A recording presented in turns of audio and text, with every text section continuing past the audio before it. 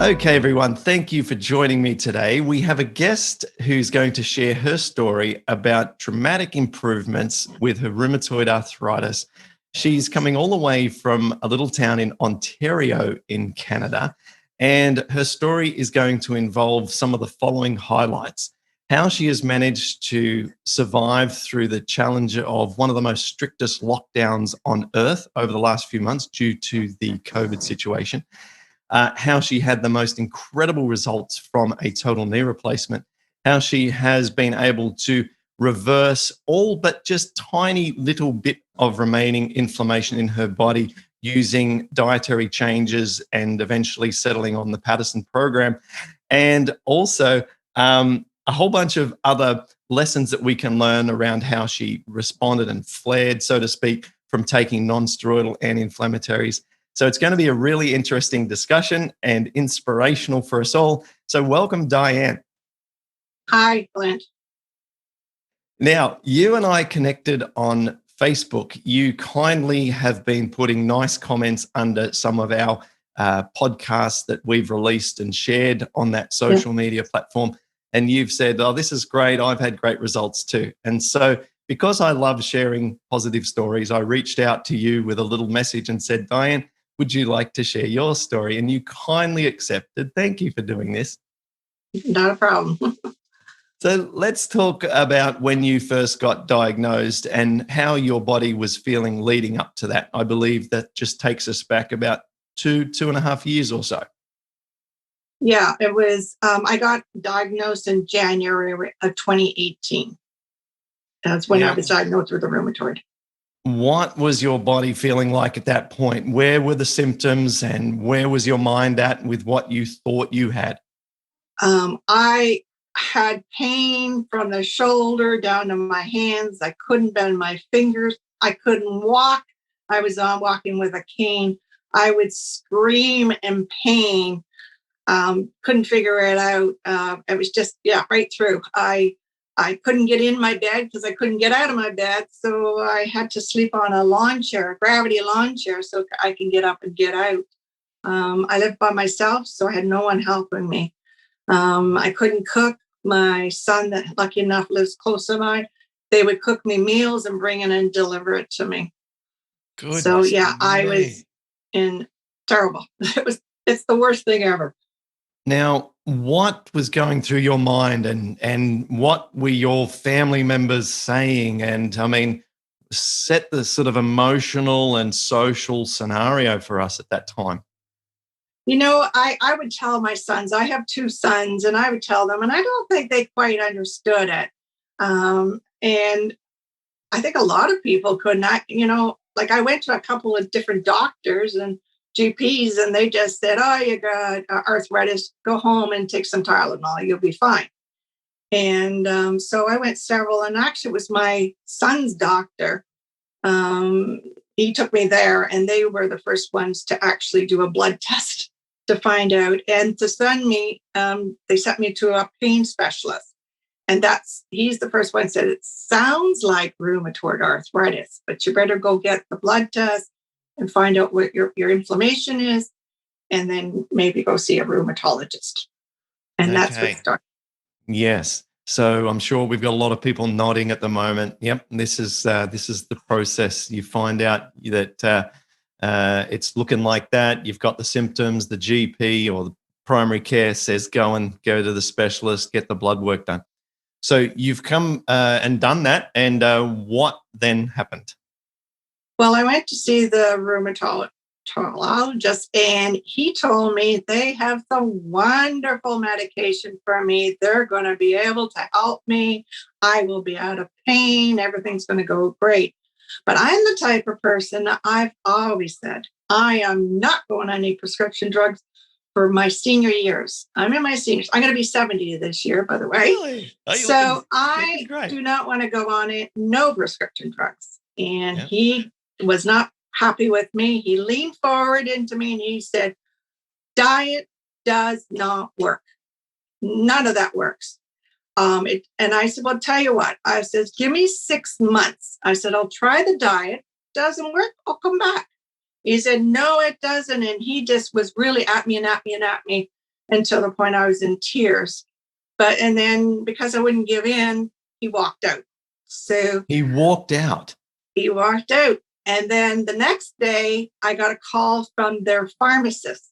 And she called and said she's got this great medication I could go on. And I said, I told you, I'm not taking it. I'm not doing it. So I wouldn't do it. So never heard back. And I proceeded then. It was right. That was January 23rd. And February 1st, I started the Patterson program. Wow. Okay. No pressure at all on the program. This, by the way, isn't that uncommon. I went through the same discussion with my rheumatologist now 15 odd years ago. And, I tell the story that he said, I suggest we could take methotrexate. It's got severe side effects. It'll make you very nauseous. It creates a lot of fatigue, so you'll be tired all the time. And whilst you're on this drug, you won't be able to have children. And I said, well, sounds very attractive. Are there any negative aspects? And sort of tried to joke about the situation, But in all seriousness, I then spent 12 months without the Patterson program. I had no idea what I was doing. Back then it was, no one knew any one else who had done really well, who could they watch stories like yourself on the internet. And so I was still eating incorrectly and not exercising sufficiently and et cetera, et cetera. Yeah. And for me, that did not work well because I had no plan to go on. So at the end of the 12 months, I sort of crept back in with my tail between my legs and went on the methotrexate. So I'm very curious to see what happened next with yourself with the right approach. Well, big difference. Like I said, when I first got diagnosed at the end of 2017, it was 65. I started the Patterson program. And of course, before I started the Patterson program, I should let the audience know that I did a blood test for food sensitivity. And that gave me clues on which foods my body did not like, because dairy was a big one, and gluten found out. So there was quite a few different foods. So I knew I had to eliminate those. But I started your program and thought, okay, we're going to go right back to square one and start off that. It was hard. It was really hard. And I'm going to admit that. But it was the best thing because I could see the changes as I was going through because, less pain. I could start to move. I would say within that month, I was feeling quite good. I was feeling really good. And that's when I realized, hey, food does make a difference. Wow. And I couldn't believe it. And I think the next blood test, by March 24th, I had a blood test. And like I said, my ESR was 65 back. I was now down, my ESR was 5. Awesome. So you can't say food makes a difference. And after I did your program, I stuck to the foods that I was told not to eat. And I gave myself, what I said to myself is, if this works, I'm going to give myself 1 year. I'm going to go on a plant-based diet. And I'm going to give myself a year and see how it goes. And I'm still on the plant-based diet. I'm not going off of it because I'm not going to I don't want to go back to that pain ever. Yeah, that's right. Pain's a great motivator, isn't it? And experiencing wellness is the biggest way to develop a taste for compliance or consistency with what you're eating.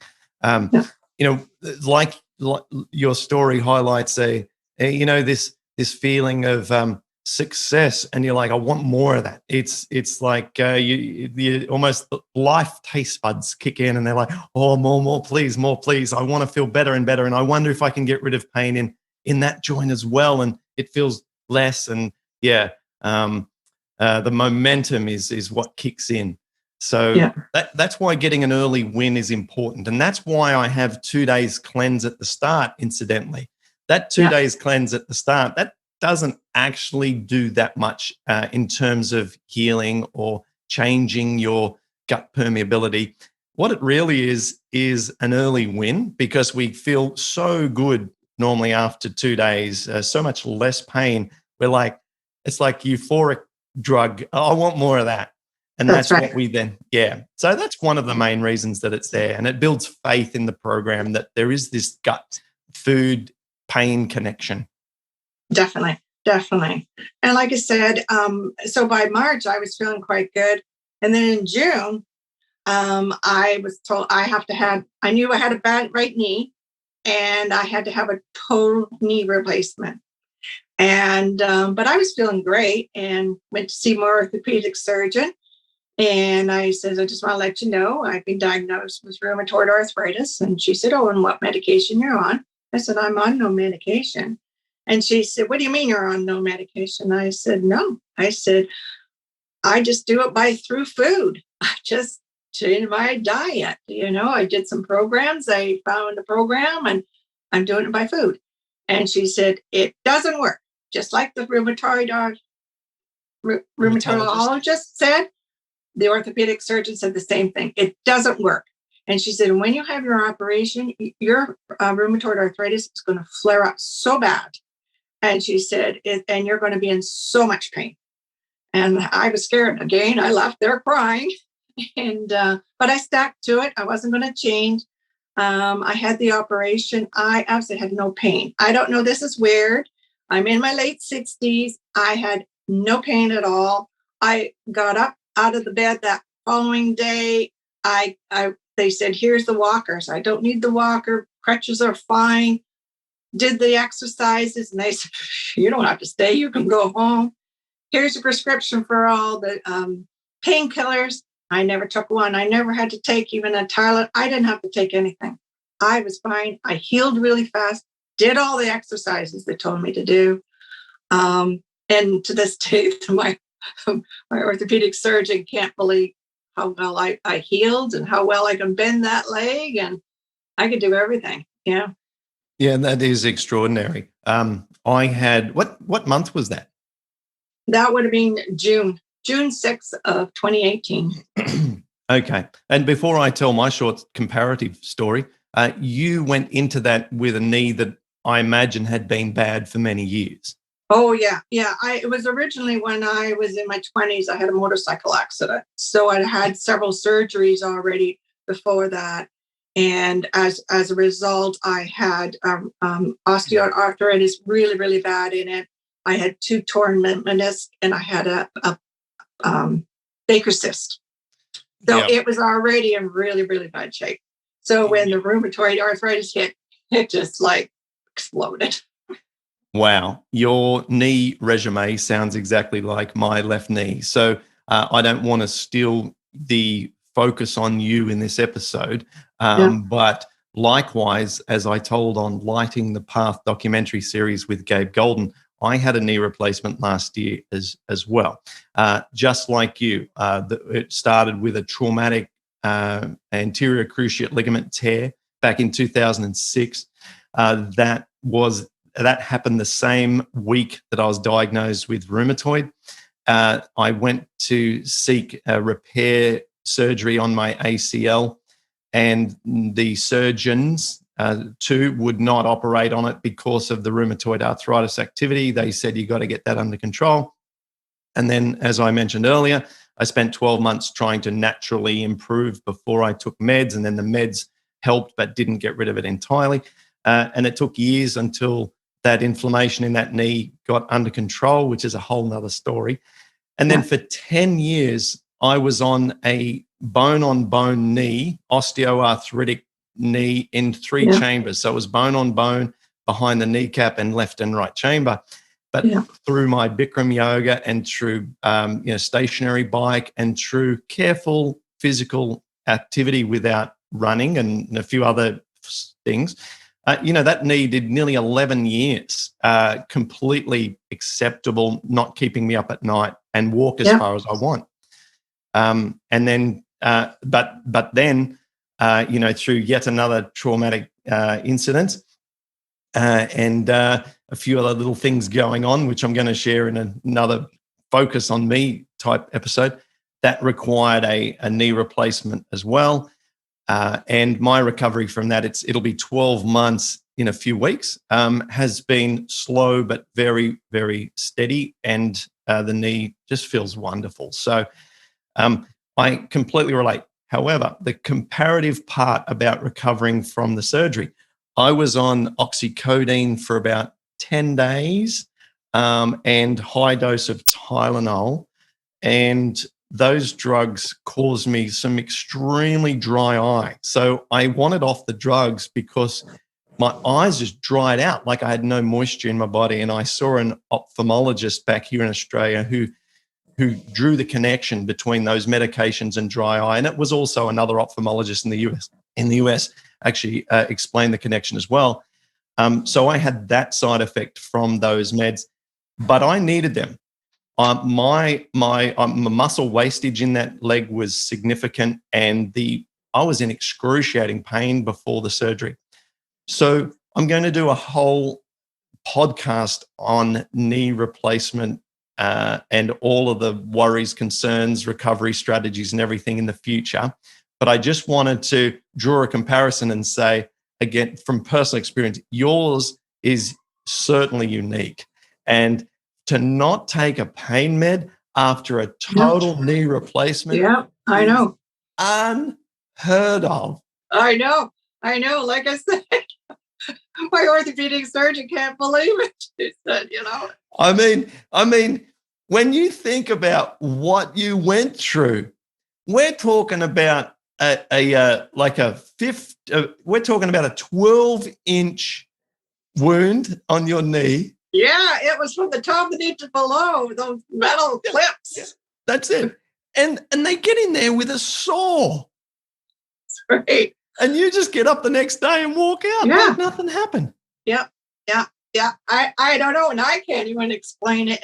But I tell everybody it's because I had reduced really low inflammation, because I really believe it's the inflammation that causes all the pain. So that was my theory. If my blood rates were showing so low, and like I said, in March, my CRP was just 1.4.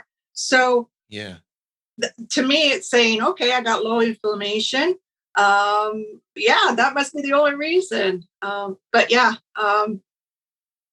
definitely everybody else had pain, because when I go to physiotherapy, everybody would kind of look at me. I was the weird one with no pain.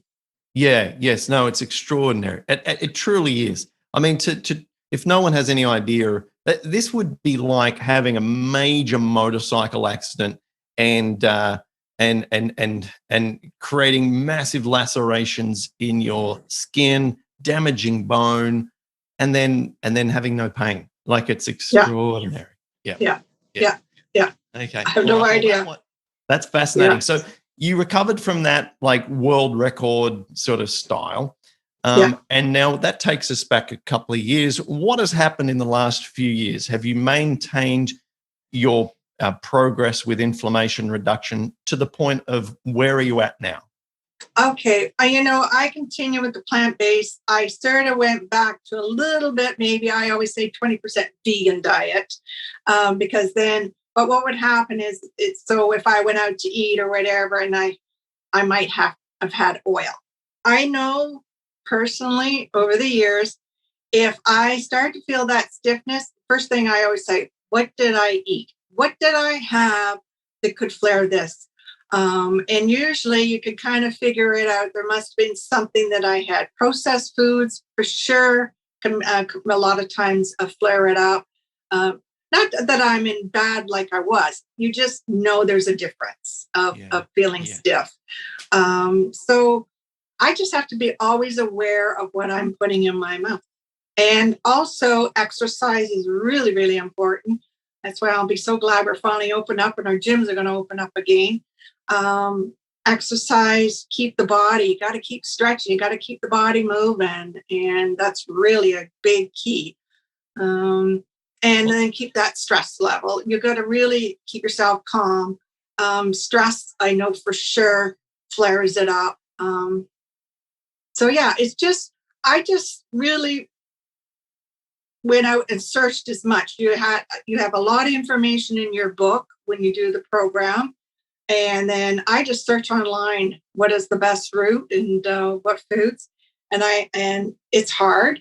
And I've shared your program with other people, and most people will always say it's too hard. Yeah. And I've had someone that I knew was 20 years younger than me, been on the same medications, really bad, got her off. I shared the book, told her what to do. She got off just medication, but she said it was too hard to stay on the diet. So she's back on medication. So a lot of people, I'm going to assume, I don't know if you find that a lot of people will try it, but it's really hard to make that switch. Like I said, I was in my late 60s to make this big change of diet, So yeah, and that's meat, dairy, just plant food, and I'm gluten free, so it's even added. So it's difficult. But you know what? I just really want to share with people, if you do the diet, you do the program, stay on the diet. It is hard, but there are lots of recipes. There are thousands of recipes. And like you've said in a lot of the talks you've had, Mexican, Indian, there's a lot of different foods you can eat. It isn't that you're going to starve. I don't starve. I'm not really, really skinny. No, that's great. And you've given us lots to sort of talk about for the rest of this episode. We can talk about stress. We'll talk about your exercise. I want to learn more about that. Talk about oils, and we'll talk about what you've done during lockdown. And we'll talk about this, or I'll speak to now this concept of hard, and just give those who are sort of still wondering if this is something that they can go ahead and try. So let's talk about hard first. So so specifically, it's a 2-day cleanse where you don't eat for 2 days, followed by 10 days of eating pretty much the same stuff every day, just to really, really reset to the lowest possible pain levels. And then you reintroduce a food every day. So if you are quite unresponsive to the foods, which, by the way, are chosen to be quite unresponsive, then you can have 30 different foods in your diet after day 12. So by then, that's quite a lot of food, and you're starting to get back into a conventional, moderately diverse plant-based diet after just a month and a bit, a week, a month and 12 days. That's not that bad. Where it is hard is if we start reintroducing foods and we hit inflammation and we reset and then we hit inflammation. And look, if that's the case, then that is the set of cards that we've been dealt, and we're going to have to decide whether or not we want to continue to play the card game. That's right. That's exactly it. Yeah. That's exactly it. We all have choices. That's it. It's the pain of discipline versus the pain of regret. Now, that does not throw shade onto the medicational use. And medications are there as our support system if all the dietary, exercise, stress reduction stuff isn't adequate. We need the meds because we can't continue to have high inflammation. You know that. I'm just speaking to our audience. Yeah. Okay. So that handles the topic of hard. Is it that hard? Well, you don't eat your favorite foods for like 30, 40 days, but you're getting there. Well, that's up to you. Everyone's definition of hard's different. Some people jump into freezing water for fun, and other people think that I couldn't do that if my life depended on it. That's right. That's exactly it. Okay. Now, the stress, you mentioned the stress. Yes, someone put inside our support forum just yesterday, made a very good point that even it was Elizabeth, I think, even positive stress can have a negative impact. So even things like a promotion at work, which is an exciting career, progression sort of thing, but that can actually have negative consequences on our health. So and she made the great comment that she's never really taken stress seriously enough. And isn't that a good point? that we Definitely. think, oh, yeah, I do all this other stuff. Yeah, I'm stressed out, but hey, it's not what I'm eating. But it does. We need to try and be mindful of what we're loading our lives with. So, That's right. can you talk about how you work this important aspect into your plans? And how to deal with the stress. Sure. Uh, well, yeah, stress is hard. Yeah, I will probably, when it comes to stress, obviously turn to exercise. I try to do a little bit of meditation. Um, yeah, that's basically what I do. If I'm stressed, get out and go get out in the fresh air, especially during this COVID time right now. I'm finding it for me. I'm a senior, so I haven't worked for a long time. So it's being locked in, like here in Ontario, where my area where I am living. We've been in heavy duty lockdown since the beginning of December. And they're telling us don't leave the house, only for essential services, don't go near anybody, and not seeing family and friends, and the mask and social distancing, the whole thing is just, there's so much stuff out there. I can get myself really worked up. And don't listen to the news, just stay calm. We're going to get through that. You got to have a really positive attitude. And that's what I've always said, being positive. But yeah, the exercises, the breathing, a lot of deep breathing really, really helps me. Yeah, It's great. that's basically what I do. And have you developed exercise routines at home due to the strict lockdown? Yeah, I do a lot of mostly stretching because I can't go to the gym right now, which I'll be back. And I do work with someone, so I'm excited about that. I just mainly I have a mat and I have some stretch bands, so I just use those and just work with a routine of making sure you're bending all your joints and your muscles and keep them lubricated, keep moving. We tend to want to sit a lot because we don't know what else to do, right? We got to keep moving, get up and move and keep those joints, because I found that when I did sit for a long periods of time, when I go to get up, I'm in my, like I said, I'm going to be 70. So when I get up, I'm stiff. So, you got to keep moving and keep the joints. I always say lubricated. Yeah, no. Well, it's lots of water. Lots of water. Definitely lots of water. That's a key one. I'm a water drinker, so I drink lots of water. Oh, these are great tips. Great stuff. Yeah, I just did a consultation with an 80-year-old man the other day, and he said that he contacted me for his shoulders bothering him. And we talked about his lifestyle, and he gets up each day, he goes down to a local community hall or something similar, and he helps them with constant repair jobs, all the stuff around this big community hall. He's 80 and he walks into there in this little town and he does it all the time. And, he would be in a terrible shape with his health, but he's been doing that his whole life, And it's just, I'm like, wow, 80 and like crushing it constantly. And the solutions I gave him for his exercise, he's excited about. And they all involve sort of physical therapy kind of stuff.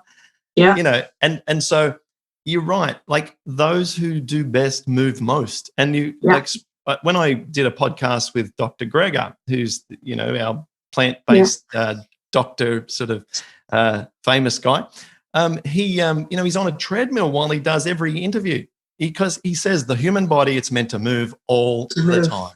We're not meant to sit still. We're meant to move. And My neighbor, he's in his 90s.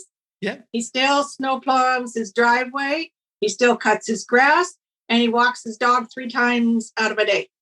And he's in his 90s. Really? He walks sometimes with his walker, because we're in wintertime, and he walks down the street with his walker, walking his dog.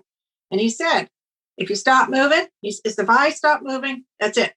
Game over. And that's the whole key. Got to keep moving. Isn't that it? Isn't that true? Yeah. You got to keep moving. My dad also, he's he's in his in fact, it's his birthday tomorrow. Yeah, I think he'll be 74, which sprightly. And he says it's better to wear out than to rust out. Yeah, So there you go. he just Yeah. keeps going all the time. And I think Yeah. this we're really, really, it's so important, isn't it?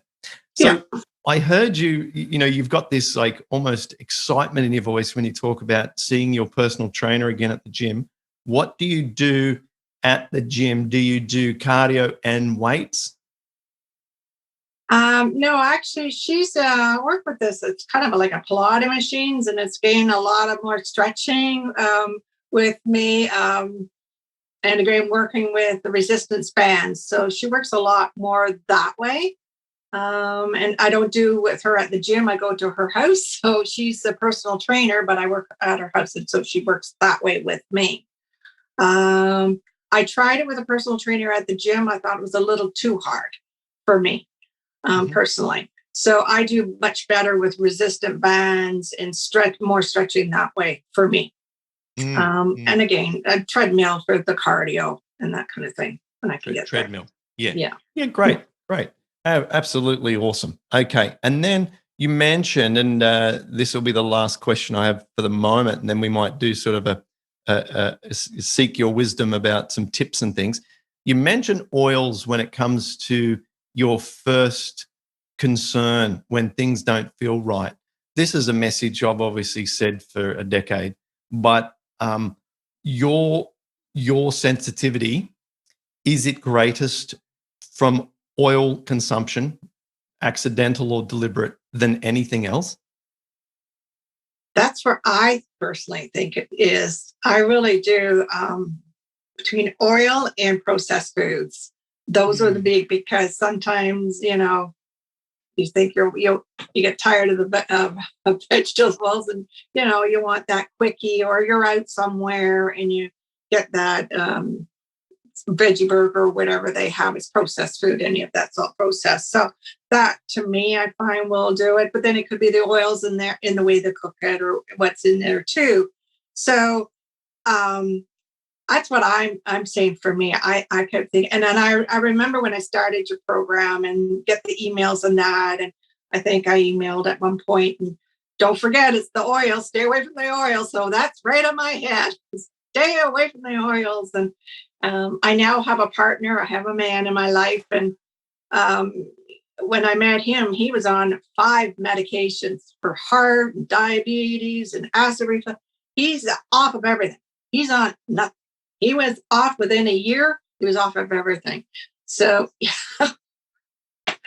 I talk to everybody. It works. You got to do it. So I got him doing exactly my diet. No oil. So that is just so fantastic. Yeah. And how's his sort of compliance level? Is he a reluctant plant-based person, or is he an advocate? He was right on board. He even took a course in how to cook plant-based foods.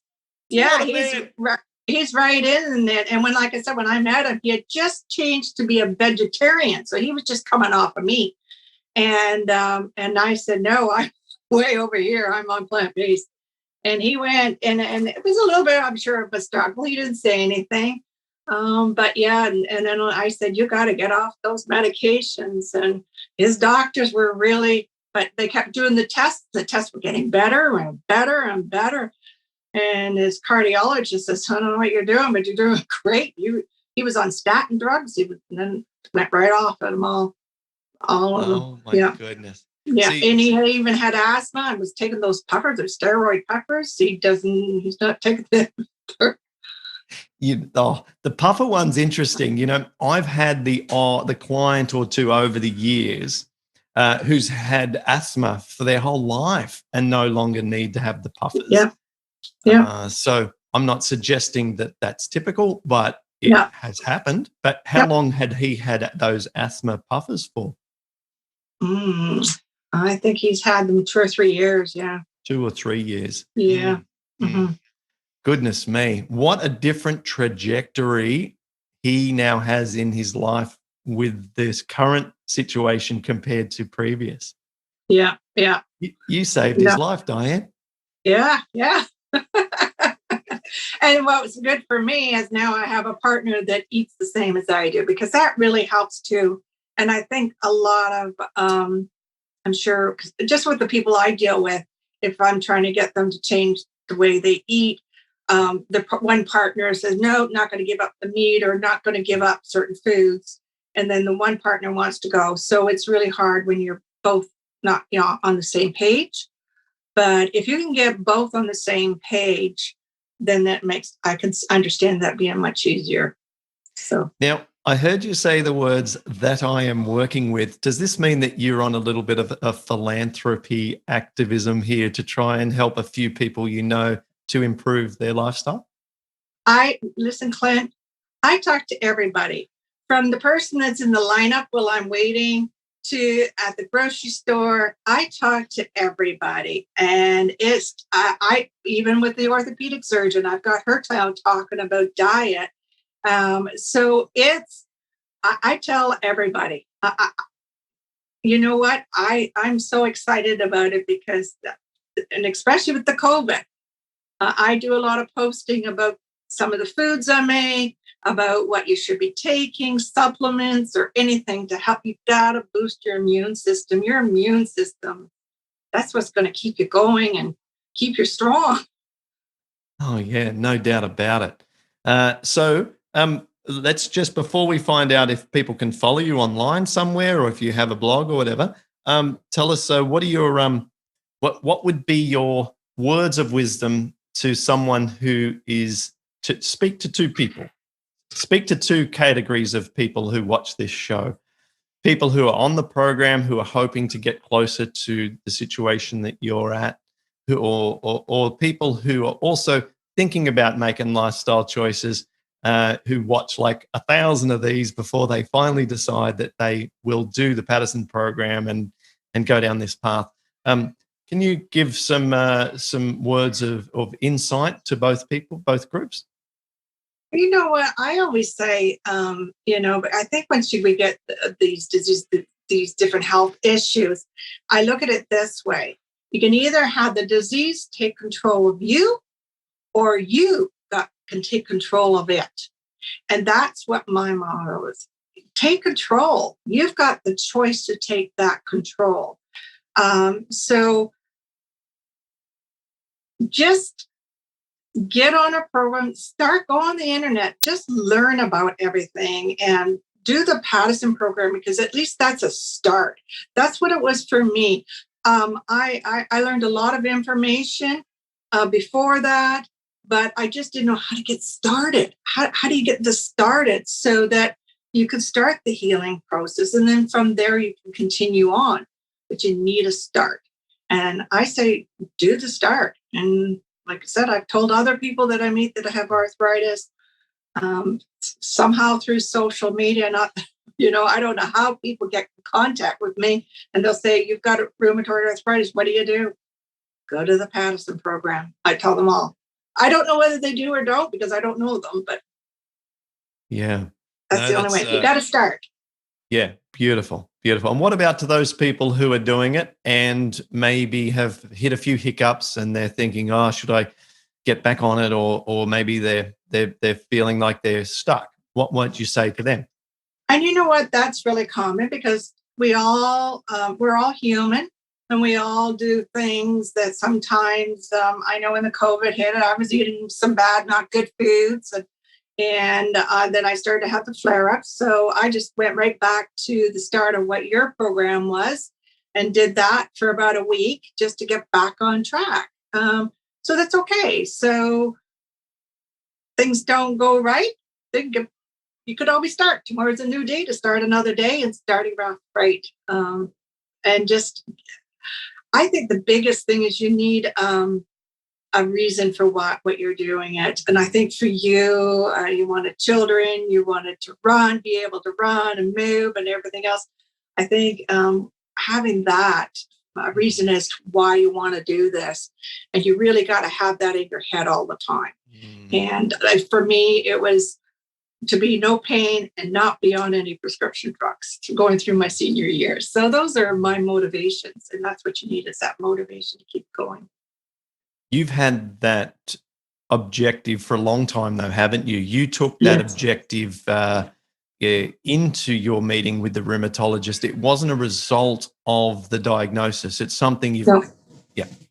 Yeah, that was right. It was long Yeah. before. I've always been, I always thought I ate healthy, but I didn't know there were certain foods that were irritating my gut. I didn't know anything about leaky gut, and I didn't know anything about that kind of thing. I always said, no, I'm no prescription drug. I just know that the people that are on the prescription drug, you end up going on another one and another one, and just watch your body deteriorate. So what quality of life do you want as you're going into your senior years? Do you want to be the one that's just sitting in a chair in agony and pain and can't get up and move? Or do you want to be that active one, like my neighbor that's going out there and keeps active?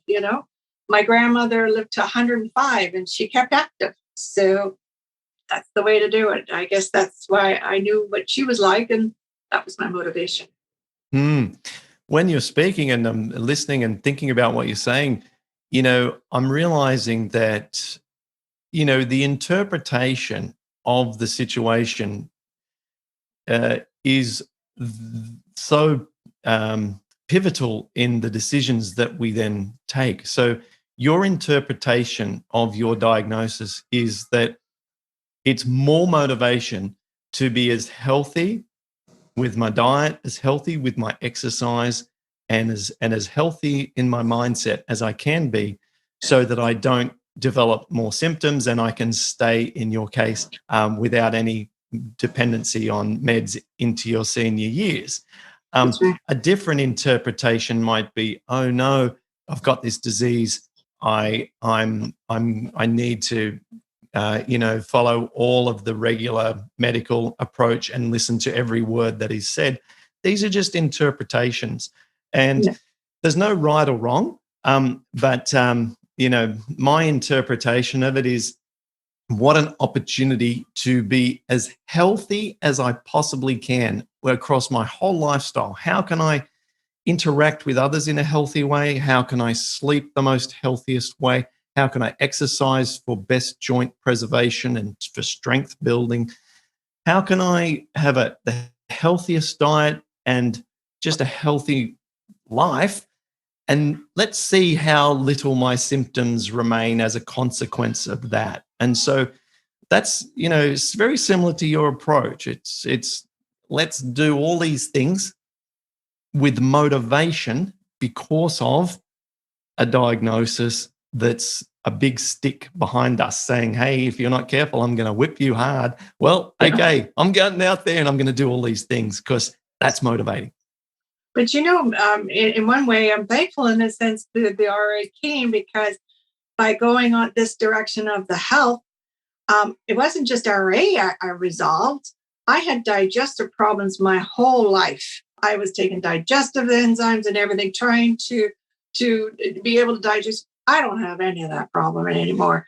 I don't have the bloating. I don't have anything. I had bladder infections my whole life. I was always on antibiotics at least 2 to 3 times in a year. Don't have any more problems anymore. My bladder works as good as it was when I was like 20 years of age. It's fantastic. I had brain fog. I couldn't get it together. I couldn't remember things. My memory is so good now. I sleep better. So it's not just the RA. There are many. So it fixed a lot of problems, not just one, several. And I think a lot of people, we tend to think, we don't realize we've got all these other issues because we tend to just say, yeah, so you got a little tummy ache or whatever, it's going to go away.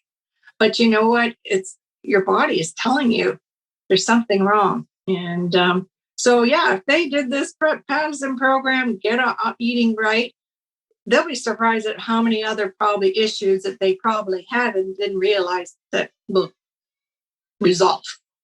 It's funny you say that. I used to think that it was normal to have digestive problems throughout my 20s. When you mentioned that's right. Me too. Yeah.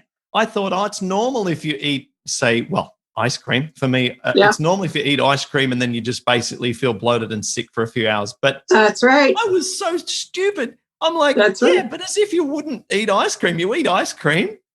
That's and right. it's just normal that your gut hurts like hell for a few hours. That's right.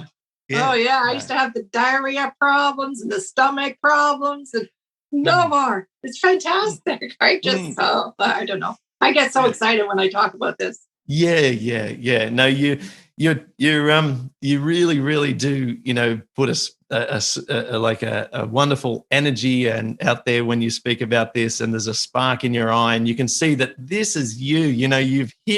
You've hit bullseye with the way that works for you, and a message that you can share to clearly everyone around you, from surgeons to the neighbor, and that's a wonderful thing. So.